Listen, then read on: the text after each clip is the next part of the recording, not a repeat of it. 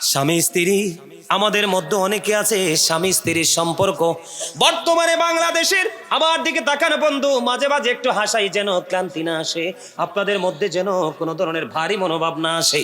আমার দিকে তাকান বন্ধু, স্বামী স্ত্রীকে আমার আল্লাহ বলেছেন সুন্দর করে চলার জন্য, মোহাব্বত লাগায়া চলার জন্য।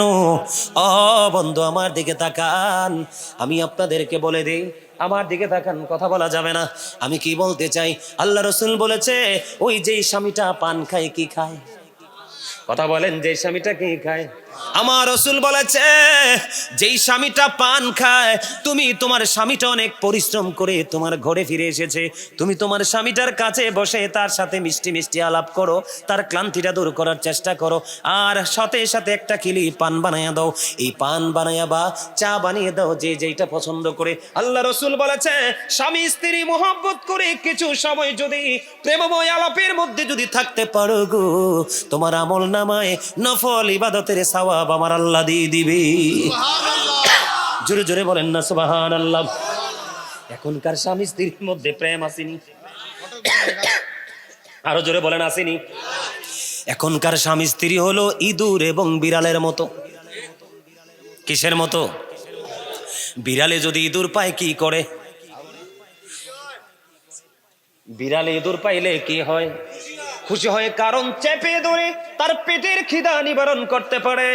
ও বন্ধু, এখনকার স্বামী স্ত্রী ইঁদুর বিড়ালের মতো সম্পর্ক, বাচ্চাগুলো কেমন জানি হয়, ঠিক কিনা বলেন? না আমি খাইবো না, আমার 5 ঘন্টা ওয়াজ করলো ইনশাল্লাহ কিছু লাগবে না। লাগে না, এটা লাগে না, আপনি খান, আমি অর্ডার দিছি তো, অনুমতি দিছি তো, আলহামদুলিল্লাহ বলেন না কেন? ইঁদুর আর বিড়ালের মতো স্বামী স্ত্রীর সম্পর্ক বন্ধু। আমি আপনাদেরকে বলে দেই, সারাদিন স্বামী পরিশ্রম করলো, সারাটা দিন স্বামী তোমার জীবন জীবিকার জন্য পরিশ্রম করলো, সারাটা দিন ও বন্ধু এমন পরিশ্রম করলো, মাথা থেকে কত ফোঁটা গাম ও বন্ধু তোমার স্বামীর গায়ে দিয়ে ঝরে ঝরে পড়লো, কিন্তু স্বামীটা তোমার ঘরে আসলো, দেখতে দেখতে বিকেলটা শেষ হয়ে গেল, সন্ধ্যা শুরু হলো, রাত্রি যখন দ্বিপ্রহরের কাছাকাছি চলে আসলো, সকল মানুষ, ফ্যামিলির প্রত্যেকটা মানুষ তোমার ঘুমিয়ে গেল, এই সময় স্বামী তোমাকে আপন করে কাছে চাইলো। কিন্তু বন্ধু, অত্যন্ত গুরুত্বপূর্ণ হাদিস, আমার রাসূল বলেছে এই সময় রাত্রি যখন দ্বিপ্রহর চলে আসলো, সমস্ত পৃথিবীর মানুষ নীরব হয়ে গেল, ও বন্ধু বিছানার সাথে পিঠ লাগিয়ে তারা ঘুমিয়ে গেল, ঠিক এমন সময় স্বামীর মনে চেয়েছে আমি আমার বিবিকে একটু ভালোবাসবো, একটু আদর দিব, একটু স্নেহ করব, কিন্তু বন্ধু স্বামী তোমাকে আদর করে কাছে ডাকলো গো, এই কাছে ডাকার পরে স্বামীটা তোমাকে সারাদিন পরিশ্রম করে তোমার সাথে মিষ্টি আলাপ করে একটু সময় কাটাবে, প্রেম ভালোবাসা ভাগাভাগি করে নিয়ে যাবে। আল্লাহ রাসূল বলেছে ও পৃথিবীর বিবি, ও পৃথিবীর বিবিরা সবাই মিলে তোমরা শুনে রাখো, ওই স্বামী যখন তোমাকে ডাকলো তুমি স্বামীটার ডাকে সাড়া দিলা না, মুখটাকে উল্টো দিকে ফিরিয়ে, মুখটাকে উল্টো দিকে ঘুরিয়ে তুমি কি করলা? মুখটাকে উল্টো দিকে ঘুরাইয়া তুমি মুখটাকে ফিরিয়ে তুমি সারাটা রাত কাটিয়ে দিলা, এই দিক দিয়ে তুমি অন্যদিকে মুখটা ঘুরিয়ে রাখলা, স্বামী অনেক বেশি যন্ত্রণা নিয়ে তিনিও আরেকটা দিকে মুখটা ঘুরিয়ে রেখে তিনি সারাটা রাত পার করে দিল। বন্ধু যখন আল্লাহ রাসূল বলেছেন যখন তুমি স্বামীর কলিজায় আঘাত দিলা, ডাকে তুমি সাড়া দিলা না, ঠিক তখন থেকে ওই সকাল পর্যন্ত বন্ধু অভিশাপের ফেরেশতারা ওই নারীটাকে লানত দিতে থাকে, অভিশপ্ত করতে থাকে। জোরে জোরে বলেন না নাউজুবিল্লাহ, আরো জোরে বলেন না নাউজুবিল্লাহ। সবচেয়ে বেশি গুরুত্বপূর্ণ, সবচেয়ে বেশি রিস্ক থাকে কোন জিনিস রান্না করতে গেলে জানেননি? তারা তো বলছে না, দেখছেননি? শিকারি ফলাফাইন। সবচেয়ে বেশি দাদারা বলেন, মরু ফলাফাইনে বলতে হবে না, কারণ ফলাফাইনে ক্লাসে এখনো যায় নাই, ছেলেরা বলতে পারবে না। আপনারা চাচা দাদারা বলেন, সবচেয়ে বেশি রিস্ক থাকে কি জাল দিতে গেলে? কথা কন না কেন? দুধ রান্না করতে, দুধ রান্না করা অত্যন্ত গুরুত্বপূর্ণ, অত্যন্ত রিস্ক। একটা বার যদি দুধ উতরাইতে পারে, নিচের দিক দিয়ে যদি চুলাটা না কমায়, পুরো দুধ বন্ধু পোহাপো চুলাই পড়ে যাবে। বলে হুজুর আপনি জানেন কেমনে? আমি জানি, কারণ আমি মায়ের সাথে এমন কোনো কাজ বাদ নাই যে আমি করি নাই। আলহামদুলিল্লাহ কন না কেন? মায়ের কাপড় কাচা থেকে, ডেক মাঝে দিয়ে থাকা থেকে, মায়ের ফ্যামিলির কাজ যতগুলো করা দরকার প্রত্যেকটা কাজ আমি আমার মায়ের সাথে করেছি। আপনি প্রশ্ন করলে সঠিক উত্তর আমি দিতে পারবো বন্ধু। এই জন্য বললাম সবচেয়ে বেশি রিস্ক থাকে দুধ রান্না করতে গেলে। আমার রাসূল বলেছে, স্বামী বাহির থেকে চলে আসলো, তোমাকে মহাব্বত করে ডাক দিল, আল্লাহ রাসূল বলেছে তোমার চুলায় দুধ যদি বসানো থাকে, তুমি দুধ ফেলে রেখে তোমার স্বামীর ডাকে তুমি সাড়া দিয়ে চলে আসো। জোরে জোরে কন্যা সুবহানাল্লাহ। এখনকার মেয়েরা করেনি কাজ, করেন না, বলেন না করেনি, করবে কোত্থেকে? ওই যে মনে আসেনি শুরু থেকে বলেছিলাম বন্ধু, মেয়ে আসছে ডোল বাজায়া বাজাইয়া, মিউজিক বাজায়া বাজাইয়া, ছেলেও বউ ঘরে উঠাইছে মিউজিক বাজাইয়া। এটা তো আদব কায়দা কিচ্ছুই জানে নাই, ঠিক কিনা বলেন? আরো জোরে বলেন। আমাদের দেশের মধ্যে বন্ধু অত্যন্ত ভয়ঙ্কর পরিস্থিতি। আমি আপনাদেরকে বলে দেই স্বামীকে কেমন করে মানতে হবে, স্বামীকে কেমন করে মহাব্বত করতে হবে। মদিনাতুল মুনাওয়ারা থেকে বন্ধু একটা ঘটনা আমি আপনাদেরকে বলে দেই, বলবনি? এখনকাও কিন্তু আমাদের মধ্যে সেই প্রথা অনেকেই ধরে রেখেছে। যারা বন্ধু রাজার মতো পথ চলে, ওই সমস্ত পুরুষগুলো বাড়ি ত্যাগ করার সময় বাড়িতে কাজের লোক দিয়ে যায়। যতদিন স্বামী বাড়ি ফিরে আসবে না ততদিনের খাবার দিয়ে যায় কি যায় না? বন্ধু মদিনাতুল মুনাওয়ারায়, আমার দিকে তাকান, মদিনাতুল মুনাওয়ারায় ও বন্ধু এক স্বামী তার স্ত্রীকে বাড়িতে রেখে গেলেন। রেখে যাওয়ার সময় বিবিকে বলে গেলেন, বিবি রে, তোমার আমি আসা পর্যন্ত যা কিছুর প্রয়োজন হবে সব কিছু আমি তোমাকে ঘরে তুলে দিয়ে গেলাম, আর আমার বাড়িতে একজন লোক দিয়ে গেলাম যিনি তোমার সুবিধা অসুবিধা দেখবে। বন্ধু স্বামী বিবিকে দিয়ে চলে গেল, বিবিও স্বামীর কথা মেনে পথ চলতে লাগলো। হঠাৎ করে বিবির বাবার বাড়ি থেকে খবর আসলো যে তার বাবা সিরিয়াস অসুস্থ।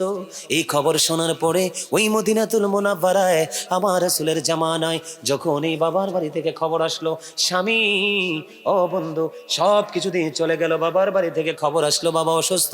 এবার কি করলেন? ওই বাড়ির যে কাজের লোকটাকে পাঠালেন মদিনাওয়ালার কাছে।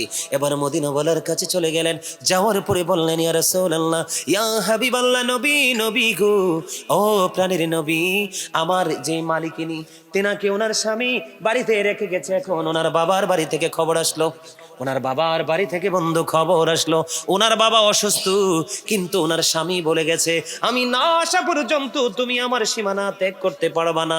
এই কথা বলার পরে আমার নবীজি জানিয়ে দিলেন, না না না, যদি তার স্বামী যদি তাকে এমন অর্ডার করে থাকে তাহলে সে তার বাবার বাড়ি যেতে পারবে না।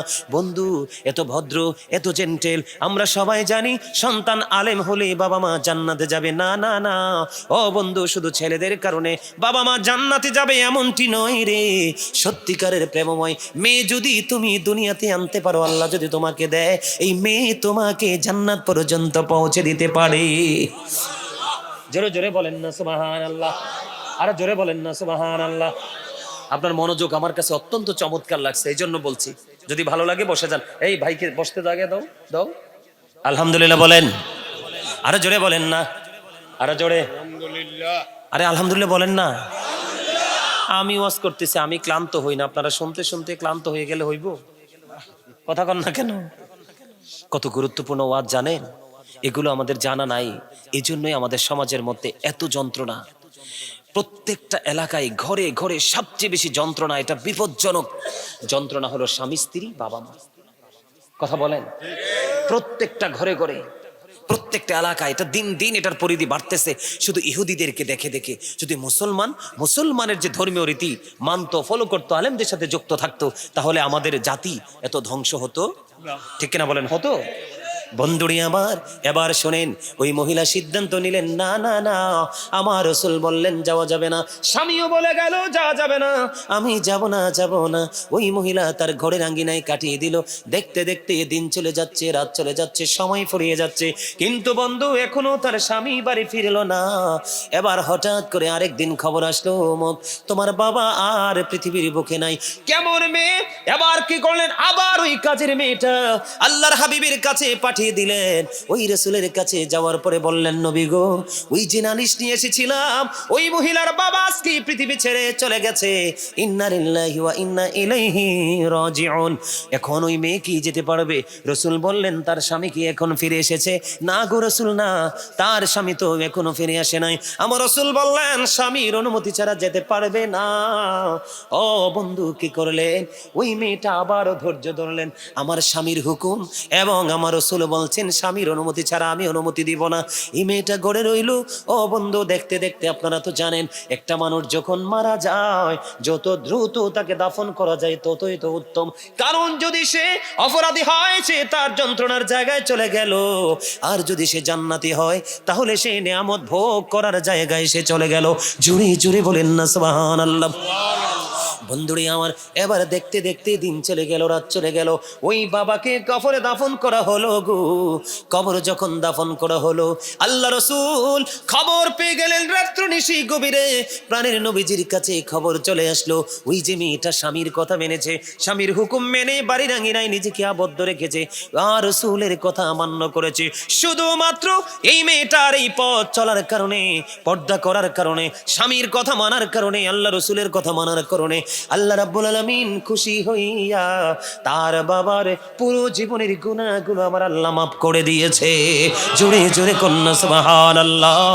বন্ধুরি আমার, আমার রাসূল বলে দিয়েছেন, আল মারওয়াতু ইযা সাল্লাতু খামসাহা, যে স্ত্রী লোক 5 ওয়াক্ত নামাজ পড়বে, ওয়াসামাত শাহরাহা, লজ্জাস্থানে রোজা রাখবে, ওয়াসামাত শাহরাহা, রমজান মাসে রোজা রাখবে, আহসানাত ফারজাহা, লজ্জাস্থানের হেফাজত করবে, আদওয়াত বালাহা ফালতাদখুল মিন আইয়াবিল জান্নাতি শাআদ। আল্লাহ রাসূল বলেছেন, যেই মহিলা, যেই নারী 4টা কাজ করবে, ও আমার মা বোনদেরকে ডেকে ডেকে বলছি গো, যেই নারী 4টা কাজ করবে, একটা হলো 5 ওয়াক্ত নামাজ পড়বে, রমজান মাসে রোজা রাখবে, লজ্জাস্থানকে হেফাজত করবে, পর্দায় থাকবে।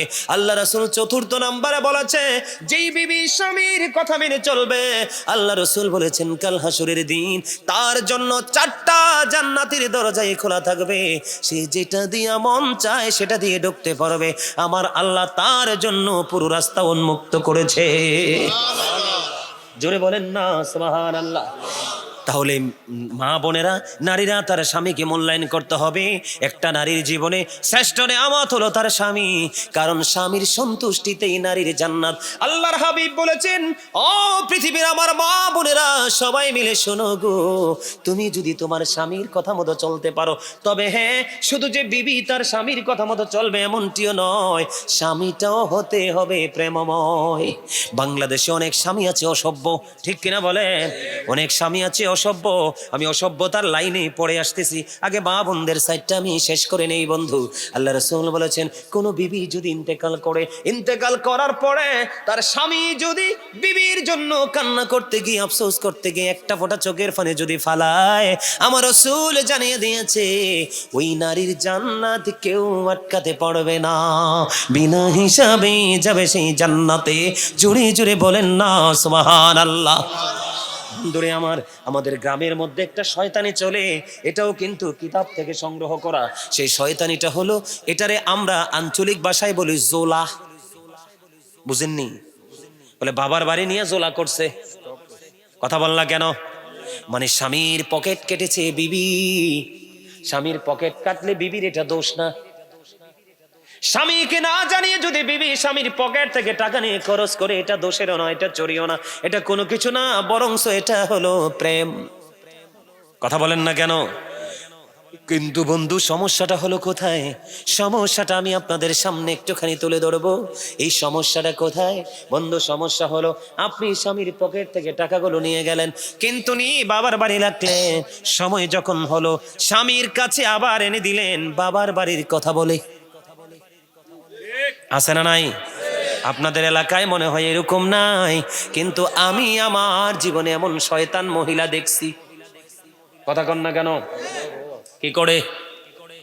স্বামীর পকেট থেকে নেওয়া দোষের না, কিন্তু স্বামী যখন গর্তে পড়বে বাবার বাড়ির নাম করে এনে স্বামীকে দেওয়া, এটা হলো অন্যায়। দিয়েছো তো দিয়েছো, সপ্তাহ পর পর স্বামীকে তুমি প্রেসার দিচ্ছ, তুমি আমার বাবার বাড়ির টাকাটা দিচ্ছ না কেন? কিন্তু না না না বন্ধু, এটা সত্যিকার অর্থে স্বামীর টাকা। এটা গেল একটা দোষ। আরেকটা দোষ হলো আমাদের দেশে, আমাদের বাংলাদেশের মধ্যে গ্রামে গ্রামে মহল্লায় মহল্লায় এক ধরনের নারী আছে, সকালে রান্না করে ডিউটি করতে থাকবে, এই বাড়ির গিবদ ওই বাড়িতে। আছে না নাই? কথা বলেন, আছে না নাই? এই কথাগুলো কেন বলছি আমি ব্যাখ্যা দিচ্ছি বন্ধু। মদিনাতুল মুনাওয়ারায় এক বুড়িমা স্বপ্নে দেখলো, আমার দিকে তাকান, গভীর রজনীতে খৌফে দেখলো তার মেয়েটার এমন অবস্থা, মাথার মধ্য দিয়ে বন্ধু পেরেক ঢোকানো হচ্ছে, হাতের তালুতে বন্ধু আগুন পেরেক বসানো হচ্ছে, আগুনের শিকল পরিয়ে দেওয়া হচ্ছে, তার পায়ে এত যন্ত্রণা, চিৎকার করতেছে বন্ধু। এবার মেয়েটা স্বপ্ন দেখলেন, মা পাগল হয়ে গেলেন। স্বামী মেয়েটা স্বপ্ন যোগে মেয়েটার সাথে কথা বললেন, মা তোমার এই অবস্থা কেন? মা গো, এটার কারণ হলো আমার জীবনে কোনো দিন আমি আমার স্বামীকে মূল্যায়ন করি নাই। জোরে জোরে কন্যা নাউজুবিল্লাহ। এখন তো মা জানতে পারলেন স্বপ্নের কথা বলতেছি, বুড়ি মা বেঁচে আছে, মা দেখতেছে মেয়ে স্বামী রেখে পৃথিবী ছেড়ে চলে গেল। এবার দৌড়ে চলে গেল মদিনাওয়ালার কাছে। মদিনাওয়ালা শরীফ সর্বপ্রথম গেলেন ওই মহিলার স্বামীর কাছে। স্বামীর কাছে যাওয়ার পরে বললেন, বাবা তোমার স্ত্রী আমার মেয়ে সে কবরে বড় ভয়ঙ্কর অবস্থায় আছে, তুমি আল্লাহর হস্তে ক্ষমা করে দাও। এবার তার স্বামী ডাক দিয়ে বলল, না না না, আমি জীবনে কোনোদিন তাকে ক্ষমা করব না। কেন রে বাবা? এটার কারণ হলো সে কোনোদিন আমাকে মূল্যায়ন করে নাই, আমার কথা কোনোদিন সে শোনেনি। প্রত্যেকটা সেক্টরে সেক্টরে সে আমাকে ওভারটেক করেছে, আমার কলেজে আগুন দিয়েছে, সে মরে গেছে, কিন্তু তার দেওয়া আগুন এখনো আমার হৃদয়ে দাউ দাউ করে চলছে। শাশুড়ি বুঝতে পারলেন না না না, তার স্বামী কোনোদিন তাকে ক্ষমা করবে না। এবার তিনি দৌড়ে চলে গেলেন মদিনাওয়ালার কাছে। ইয়া রাসূলুল্লাহ, ইয়া হাবিবাল্লাহ, নবী গো, ও নবী, আমি খৌফে দেখিয়েছি আমার মেয়েটা অত্যন্ত ভয়ঙ্কর বিপদে আছে, আর একটা মাত্র কারণ সে তার স্বামীর অসন্তুষ্ট, স্বামী তার উপর অসন্তুষ্ট। আমি আমার ওই মেয়ের হাজবেন্ডের কাছে গিয়েছি, সে বলেছে সে ক্ষমা করবে না। এই কথা বলার পরে আবার কে করলেন বন্ধু? আল্লাহ রাসূল ওই স্বামীকে ডাকলেন, ডাকার পরে স্বামীকে ডাক দিয়ে বললেন, তুমি তোমার বিবিকে ক্ষমা করবে না? এবার তিনি বললেন, ইয়া রাসূলুল্লাহ, সে আমার কলিজায় আগুন দিয়েছে। আমার নবীজি বললেন, তুমি তোমার বিবিটাকে ক্ষমা করে দাও, তাহলে তোমার আল্লাহ তোমাকে ক্ষমা করে দিবে। তারপরে স্বামী তাকে ক্ষমা করে দিলেন, আর মেয়েটার কবর হয়ে গেল জান্নাতের টুকরা। জোরে জোরে বলেন না সুবহানাল্লাহ। তাহলে স্বামীর কলিজায় আগুন দেওয়া যাবে না, স্বামীর কথা অমান্য করা যাবে না, স্বামীর অনুমতি ছাড়া দেদারসে চলাফেরা করা যাবে না। মনে রাখবেন, একটা নারীর জন্য তিনটা পুরুষ গুরুত্বপূর্ণ। কয়টা? একটা নারী তার বাড়ি ছেড়ে অন্য কোথাও যেতে হলে, কোথাও যদি যেতে হয় বন্ধ, হয়তো তার বাবা থাকতে হবে, বিয়ে হলে তার স্বামী থাকতে হবে, অন্যথায় তার পেটের সন্তান যদি উপযুক্ত হয় সন্তানকে নিয়ে যেতে হবে, অন্যথায় কোনো নারী একা একা পথ চলতে পারবে না। কারণ নারী হলো শয়তানের রশি, নারীকে শয়তান কুমন্ত্রণা দিয়ে বেশি নষ্ট করে দেয়, ঠিক কিনা বলেন? কারণ নারীরা হলো গোপনীয় জীব। কি গোপনীয় জীব? আল্লাহ রাসূল বলেছেন তোমরা তো ঘরের মধ্যেই থাকো, কারণ আল্লাহ কোরআনে বলেছেন, ওয়াকারনা ফি বুয়ুতিকুন্না ওয়ালা তাবাররাজনা তাবাররুজাল জাহিলিয়াতিল ঊলা। আমার আল্লাহ বলেছেন, ওই জাহিলি যুগের নারীদের মতো তোমরা তোমাদের রূপকে অন্য কোনো বেগানা পুরুষকে দেখায়ও না, ঘর থেকে বের হয়ো না, তোমরা ঘরে থাকো। হুজুর আমরা কি বের হব না? বের হব, তবে বের হব ঘরটা নিয়ে বের হব। আমি যেই পোশাক পরলে আমাকে কেউ চিনতে পারবে না, বুঝতে পারবে না, আমার বডি ফিটনেস সম্পর্কে কোনো ধারণা করতে পারবে না, ওই সমস্ত পোশাক পরে বের হতে হবে। এইভাবে পোশাক পরে পথ চলা একটা নারীর জন্য ফরজ। সুবহানাল্লাহ বলেন না কেন? আরো জোরে বলেন না সুবহানাল্লাহ। তাহলে নারীদেরকে নিয়ে নারীদেরকে সতর্ক থাকার দরকার আছে না নাই? বন্ধুরে আমার, এখন অনেক স্বামী আছে আমি দেখতে পাই, সেও সাথে আছে বিবিকে এমন শাড়ি পরাইছে পাতলা, বিবি থ্রি পিস পরেছে, থ্রি পিস পরা কিন্তু সুন্নতে পোশাক, পুরো অঙ্গ ঢেকে থাকে, কিন্তু বন্ধু তুমি থ্রি পিসের সাথে ওড়না পরাইলা, ওই ওড়নাটা হলো একেবারে নেট জালের মতো, মাথায় দিয়েছে ঠিকই, কিন্তু তার অঙ্গ দেখা যায়। আল্লাহ রসুল বললেন, যেই নারী পোশাক পরার পরেও তার অঙ্গ দেখা যায়, ওই নারী পোশাক পরিহিত নারী নয়, ওই নারী হলেন উলঙ্গিনী। জুরজুর কন্যা, নাউজুবিল্লাহ। তাহলে আজকে থেকে কি করা যাবে না বন্ধু? আবু বকরের কন্যা আমার রসুলের সামনে দিয়ে যাচ্ছে, কিন্তু তার পরনে পোশাকটা ছিল পাতলা। আল্লাহ রসুলকে সালাম দিলেন, আল্লাহর হাবিব তার সালামের জবাব দিলেন, কিন্তু উল্টো দিকে তাকিয়ে রইলেন। বলে, হুজুর কেন গো? কারণ আমার রসুল বলে দিয়েছেন, মেয়েরা যখন প্রাপ্তবয়স্ক হয় তখন তাদের এই সব কিছু ঢেকে রাখতে হয়, ফরজ। কারণ পাতলা পোশাক পরলে অঙ্গ দেখা যায়, এই পোশাক পরলেও তার জাহান্নাম সুনিশ্চিত থাকে। জোরে জোরে কন্যা নাউজুবিল্লাহ। কয়টা বাজে?